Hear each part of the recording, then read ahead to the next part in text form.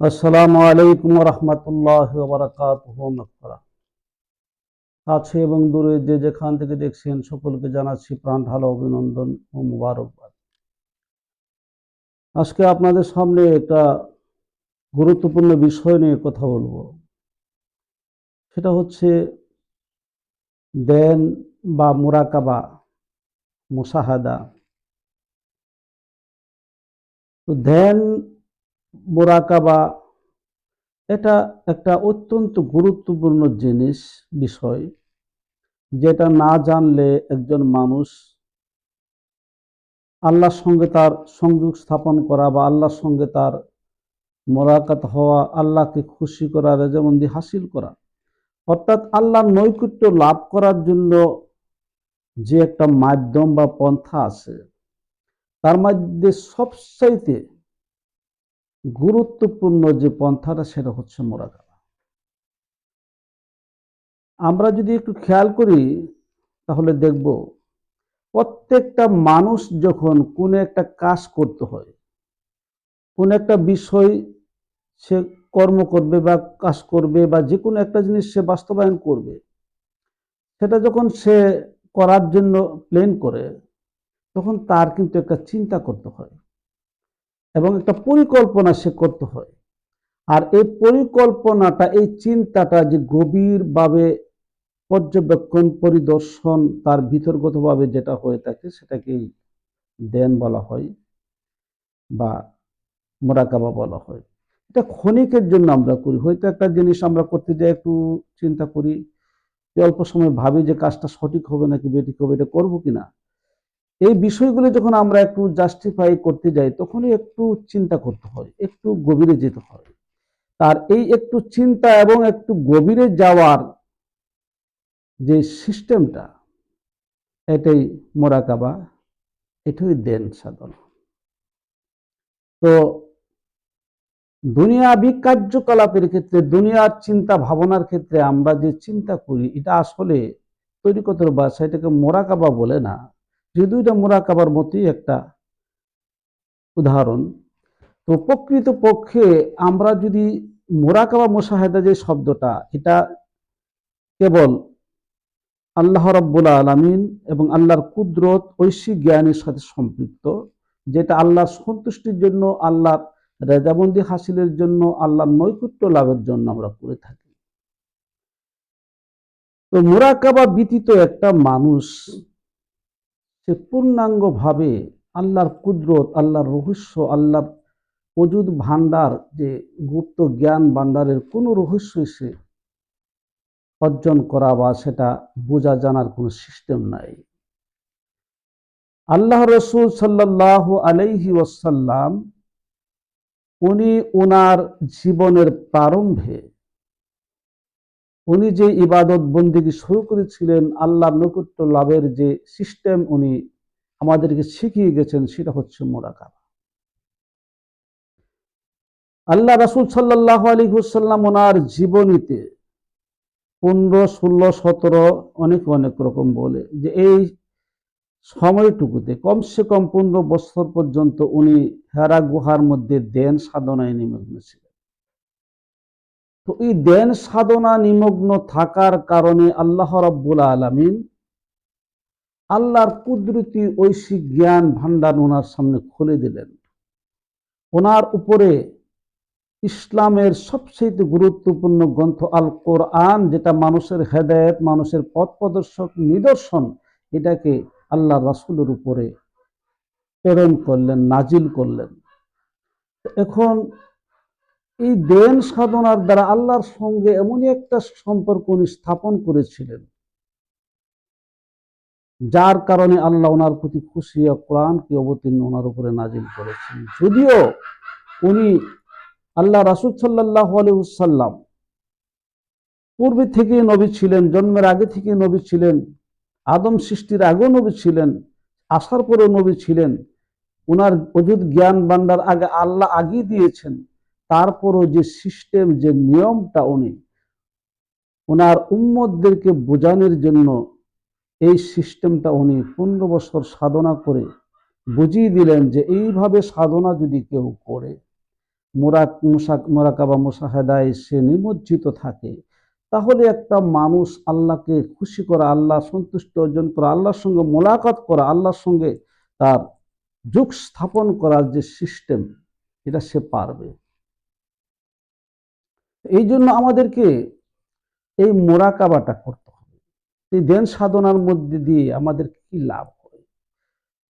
বরকত আব্দুল কাদের জিলানী ওনার কিতাবে লেখছেন, অসংখ্য মুস্তাহিদিন অনেকের কিতাব, অনেক কিতাবে লেখছেন, সেরুল আসরার সহ বিভিন্ন কিতাবে আছে যে একটা মানুষ যদি ধ্যান সাধনা করে আল্লাহর কুদরত, আল্লাহর অজুদ ভান্ডারের রহস্য অনুধাবন করার জন্য আল্লাহর কুদরতের চিন্তা কোনো মানুষ করে, যেটাকে জিকিরের পরে ফিকির বলে, জিকির এবং ফিকির, এটা যদি মানুষ করলে তার আমল নামার মধ্যে ৬০ বছরের নফল নামাজের সওয়াব লেখা হয়, ১০০ রাকাত নফল নামাজের সওয়াব লেখা হয়, ১০০০ রাকাত নফল নামাজের সওয়াব লেখা হয়, এরকম অসংখ্য বর্ণনা আছে। তবে আমরা বুঝতে পারি মূলত যে কথার রহস্যটা, সওয়াব তো বড় কথা নয়, এটার দ্বারা যে নিয়ামত হাসিল হয়, আল্লাহর সন্তুষ্টি অর্জন হয়, আল্লাহ যে খুশি হয় এই মোরাকাবা মুশাহাদার মাধ্যমে, এটি সবচেয়ে বড় কথা। কারণ আল্লাহকে খুশি করতে হলে, আল্লাহর কুদরত জানতে হলে আল্লাহর কুদরত নিয়ে চিন্তা করতে হবে। এই জন্য বহু মানুষ আল্লাহর যে সাধনায় যারা লিপ্ত, ফকির, দরবেশ, সাধু, অলি, গাউস, কুতুব, এই দুনিয়াতে যারা গুণী মানি মহা মানুষ হয়েছেন, যারা আল্লাহর নৈকট্য লাভ করতে পারেছেন, ওই সমস্ত মানুষরা তাদের জীবনে যদি আমরা খেয়াল করে দেখি, তারা বেশিরভাগ সময় মোরাকাবায় লিপ্ত থাকতেন, আল্লাহর কুদরতের ধ্যানে তারা নিমগ্ন থাকতেন। আল্লাহর কুদরতের ধ্যান সাধনা এমন একটা বিষয় যেটা বান্দার মনে প্রশান্তি এনে দেয়, বান্দার হৃদয়ে শান্তির ছোঁয়া লাগিয়ে দেয়, আর ওই বান্দার অন্তরচক্ষুকে খুলে দেয়। অন্তরচক্ষু খুলে যাওয়ার কারণে ওই বান্দা এমন একটা বান্দায় পরিণত হয়ে যায়, যখন সে কোনো আল্লাহর অলির দরবারে চায়, চক্ষু বন্ধ করলে অলির সঙ্গে তার মোলাকাত হয়ে যায়। ওই বান্দা আল্লাহর সঙ্গে এমনভাবে একটা সংযোগ স্থাপন হয়, যখনই আল্লাহর কাছে ওই বান্দা কোনো কিছু চায়, আল্লাহ ইচ্ছা করলে বান্দার মনোবাসনা পূর্ণ করে দেন, এবং ওই আল্লাহর অলির কথা আল্লাহ রাখেন। এটা আল্লাহর ইচ্ছা। আল্লাহ যদি ইচ্ছা হয় তাহলে ওনার কথাটা আল্লাহ গ্রহণ করেন। আর আল্লাহর দরবারে কথাটা পৌঁছানোর জন্য, আল্লাহ কথাটাকে গুরুত্ব দেওয়ার জন্য আল্লাহর ভালোবাসার মানুষ লাগে। আর যারা মুরাকাবা মুশাহাদায় লিপ্ত থাকে, আল্লাহর ধ্যানে, আল্লাহর চিন্তায় নিমগ্ন থাকে, দেহের আত্মা নিয়ে চিন্তা করে, দেহ নিয়ে চিন্তা করে, ফিকির করে, ওই সমস্ত বান্দাদেরকে আল্লাহ রাব্বুল আলামিন অত্যাধিক ভালোবাসেন এবং মহব্বত করেন। তাহলে আমাদেরকে যে বিষয়টা বেশি গুরুত্ব দিতে হবে সেটা হচ্ছে মোরাকাবা। এই মোরাকাবার মধ্যেই ধ্যানের হালতে নামাজ পড়তে হয়, মোরাকাবার হালতে জিকির করতে হয়, মোরাকাবার হালতেই নামাজ পড়তে হয়, জিকির করতে হয়, রোজা রাখতে হয়, হজ করতে হয়, যাকাত দিতে হয়। অর্থাৎ প্রতিটা ইসলামের যে কর্ম, এই কর্মগুলি সম্পাদন করার জন্য আল্লাহর মনোনিবেশ লাগবে, আল্লাহর প্রতি বান্দার মনোনিবেশ হতে হবে। এটার নাম ওই দাসত্ব। কারণ একজন দাস, একজন বান্দা, একজন গোলাম আল্লাহকে পেতে হলে আল্লাহর দিকে তার মনোনিবেশ ফিট করতে হবে, সে আল্লাহর দিকে তার মোতাওয়াজ্জ থাকতে হবে। আমরা তো নামাজে বলি, নয়তো নুসাল্লি আল্লাহ তাআলা রাকাতে সালাতিল ফাজরে মুতাওয়াজ্জিহান ইলা জিহাদিল কাবা, আমরা মুতাহাজ্জিন অভিমুখ করি, ওইদিকে ফিরি। কিন্তু মুরাকাবার অভিমুখ কিন্তু এই চেহারার অভিমুখ নয়। নামাজের অভিমুখ চেহারা ফিরিয়ে দেওয়া, মুরাকাবার অভিমুখ হলো অন্তরকে ঝুঁকিয়ে দেওয়া। অর্থাৎ আল্লাহর দিকে মনোনিবেশ, অন্তর্নিবেশ এভাবে করতে হবে যেন দুনিয়ার অস্তিত্ব তার সামনে থেকে বিলীন হয়ে যায়। এই জন্য প্রয়োজন করে মোরাকাবার। কোনো মানুষ যখন ধ্যান সাধনায় লিপ্ত হয়, ধ্যানের মধ্যে নিমগ্ন হয়, তখন ধ্যানের গভীরে প্রবেশ করার পরে তার কাছে এই দুনিয়াটা বলতে কিছুই থাকে না। তখন তার মধ্যে বান্দা এবং আল্লাহ এবং বান্দার, প্রেমিক এবং প্রেমিকার পেমেক্স পদের যে সম্পর্ক, এটা এমনভাবে গভীর হয়ে যায় যেটা অন্য কোনো কিছুর লেশ মাত্র এখানে থাকে না, শুধু সংযোগটা থাকে বান্দা এবং গোলামের মধ্যে, বান্দা এবং দাস আল্লাহ এবং বান্দার মধ্যে, বান্দা এবং আল্লাহর মধ্যে শুধু প্রেমাস্পদের খেলা চলে, এখানে অন্য কোনো কল্পনা তাদের মধ্যে আসে। এই যে বিষয়টা যদি গভীরভাবে লক্ষ্য করা যায়, কোনো মানুষ যদি এই কথা মনে করে আমি আল্লাহর সঙ্গে কানেক্ট হব, আল্লাহর সঙ্গে আমার মন আত্মাকে সংযোগ করব, তাহলে এখানে কিন্তু বড় একটা চিন্তার বিষয় হলো এই সংযোগ স্থাপনের মধ্যে অন্য কোনো সংযোগ যাতে এখানে না আসতে পারে। তো আমরা নামাজ পড়ি, রোজা রাখি, সকলের মন কিন্তু একাগ্রতা আসে না, হুজুরি কাল্প সৃষ্টি হয় না, হুজুরি কাল্প ব্যতীত নামাজ হয় না।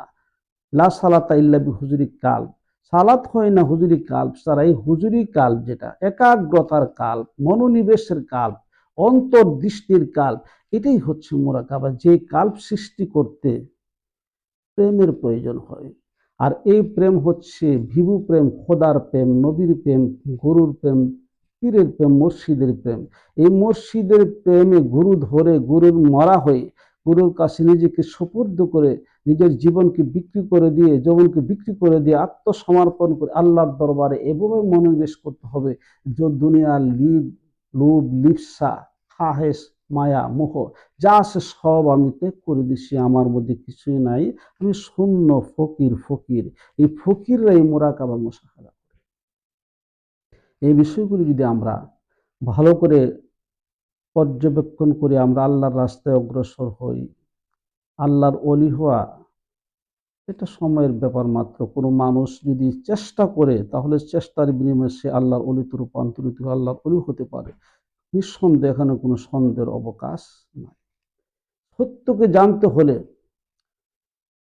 মিথ্যাকে দূরীভূত করতে হবে, সত্যকে পেতে হলে মিথ্যাকে দূরীভূত করতে হবে, অন্ধকারকে দূরীভূত করে দিতে হবে। কারণ অসত্য, মিথ্যা এবং কুমন্ত্রণা মানুষকে আল্লাহর পথ থেকে অনেক দূরে নিয়ে যায়, অনেক দূরে সরিয়ে রাখে। তো সুতরাং অসত্যের পথ থেকে আল্লাহর পথে আসতে হলে, সত্যের পথে আসতে হলে নিজের মধ্যে যত আমিষত্ব আছে সব দূর করে দিয়ে পুত পবিত্র হওয়ার জন্য, আত্মার শুদ্ধির জন্য কাজ করতে হবে। হালাল খেতে হবে, হারামকে বর্জন করতে হবে, মানুষের মনে কষ্ট দেওয়া থেকে নিজেকে দূরে রাখতে হবে, মানুষের মনে কষ্ট দেওয়া যাবে না, এতিমের মাল আত্মসাৎ করা যাবে না, গীবত, দুর্নাম, অপবাদ এগুলো করা যাবে না, মানুষকে ভালোবাসতে হবে। এই কর্মগুলি যদি আমরা করতে পারি, নিজের রাগ, অহংকার, তাকাব্বুর এগুলি যদি আমরা দূরে সরিয়ে দিতে পারি এবং আল্লাহর দিকে মনোনিবিষ্ট হতে পারি, তাহলে একজন বান্দা সহজে আল্লাহর অলিতে রূপান্তরিত হয়ে যায়। আল্লাহ রাব্বুল আলামিন যেন এই জ্ঞানের প্রকৃত অর্থ বুঝে আমাদেরকে সঠিক জ্ঞান করার তৌফিক দান করে। ওয়া আখিরি দাওয়ানা আনিল হামদুলিল্লাহি রাব্বিল আলামিন, ওয়াসসালাতু ওয়াসসালামু আলা রাসূলিহিল কারীম।